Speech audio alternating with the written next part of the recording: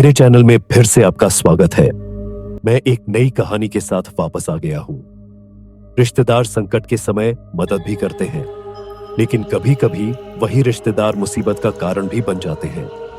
यह कहानी अनुष्का की है, जो बचपन से ही बेहद खूबसूरत, होशियार और सबकी चहेती थी। उसका हर कोई तारीफ करता था, रिश्तेदार, पड़ोसी, यहाँ तक कि स्कूल के शिक्षक भी। लेकिन उसकी कजिन रिया, जो उसकी बड़ी चाची की बेटी थी, उसे कभी पसंद नहीं करती थी। रिया हमेशा अनुष्का से जलती थी। पढ़ाई में कमजोर और स्वभाव से घमंडी रिया अनुष्का की हर बात से ईर्ष्या करती थी। एक दिन रिया के लिए एक बड़े घराने से शादी का रिश्ता आया। लड़के के परिवार वाले रिया को देखने आए थे। चूंकि अनुष्का का परिवार जॉइंट फैमिली में रहता था, अनुष्का उस दिन घर में ही थी। लड़के के परिवार वालों की नजर अचानक अनुष्का पर पड़ी और वे उसे देखकर बहुत प्रभावित हुए।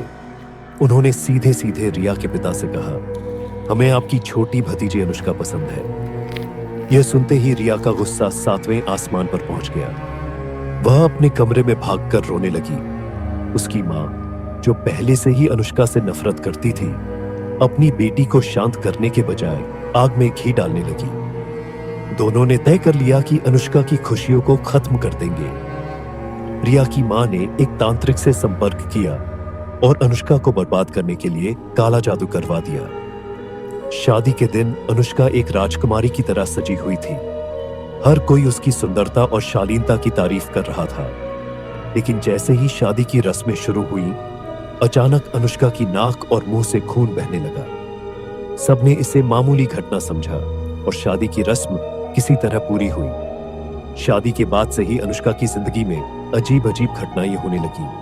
उसकी तबीयत खराब रहने लगी, चेहरे पर दाग आने लगे, बाल झड़ने लगे।